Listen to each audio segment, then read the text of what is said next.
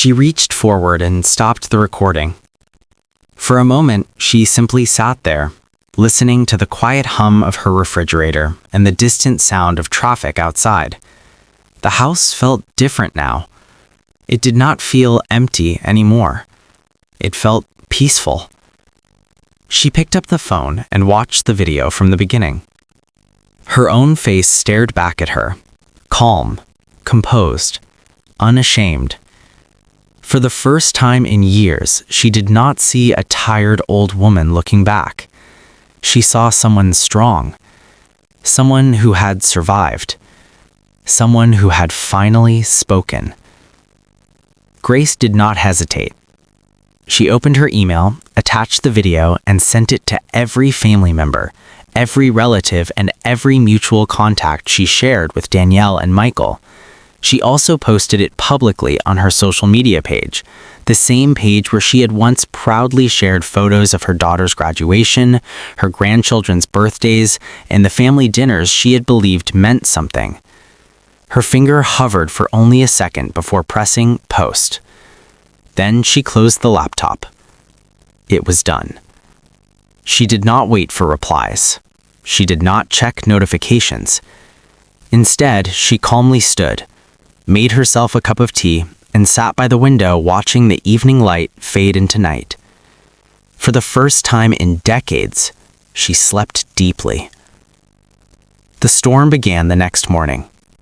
Grace woke to the sharp ringing of her phone vibrating across the bedside table. She opened her eyes slowly, already knowing who it would be. Danielle. She let it ring. Then it rang again. And again. When it stopped, another call came almost immediately. Then another. Voicemail notifications began stacking up. Grace placed the phone face down and walked to the kitchen. She brewed coffee, toasted bread, and sat quietly at the table.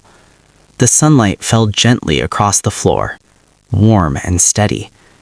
Her life had been loud for years, loud with demands, complaints, and expectations. Now she wanted quiet.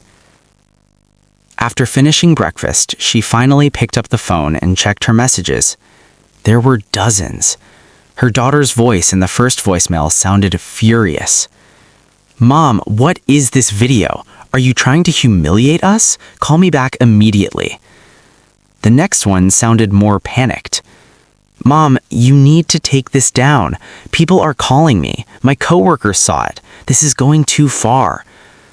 The third one croaked slightly. "Mom, please, just call me." Grace listens to all of them without reacting. Then she moved to messages from extended family. Her sister-in-law wrote, "I had no idea. I'm so sorry for what you went through." A cousin wrote, "You were always the kindest person in this family. I'm ashamed of Danielle." Former neighbors sent messages of support. Even people she barely knew wrote to say they admired her courage. Grace set the phone down gently. She did not smile, but her shoulders felt lighter. Across town, Danielle's house was in chaos. Her phone had not stopped ringing since sunrise. Coworkers had texted her asking if the video was real. Parents from her children's school whispered when she arrived for drop-off. Her best friend had sent only one message. "I don't even know what to say."